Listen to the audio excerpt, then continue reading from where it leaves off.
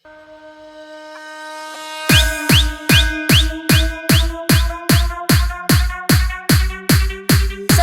मैया की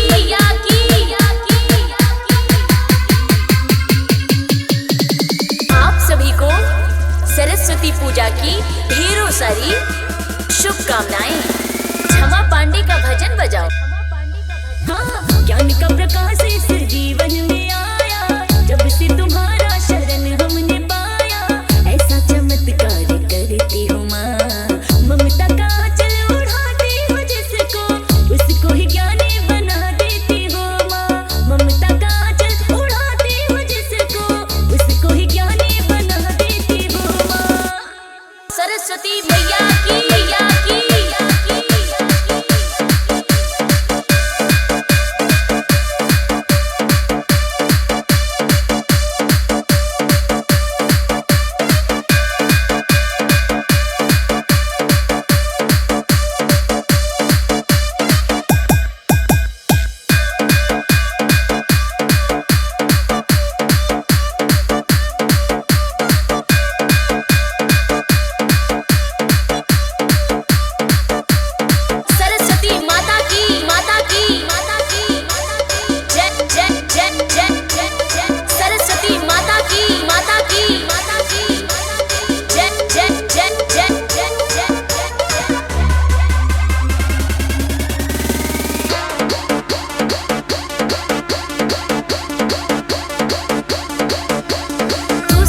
दाता है, तू ही वाणी की ज्ञाता है। तुझ में ही नवाते हैं शीश, हे शारदे मैया देना अपना आशीष। सरस्वती मैया की सरस्वती मैया की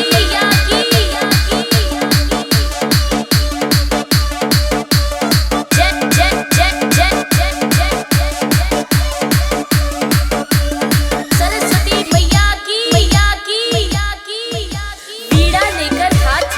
सरस्वती हो आपके साथ में, मिले माँ का आशीर्वाद हर दिन।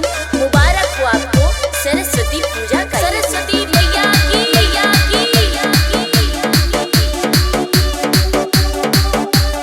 जय जय जय जय जय जय। मूल ही नहीं है तेरी शक्ति अपार है, जाने कितनों का भर दिया भंडार है। जय जय जय जय जय पल में ही खुश कर देती हो माँ। ममता का आंचल उड़ाती हो जिसको, उसको ही ज्ञानी बना देती हो माँ। ममता का आंचल उड़ाती हो जिसको, उसको ही ज्ञानी बना देती हो माँ। कलम और किताब है माँ सरस्वती के रूप, जिंदगी के हर मोड़ पर माँ देती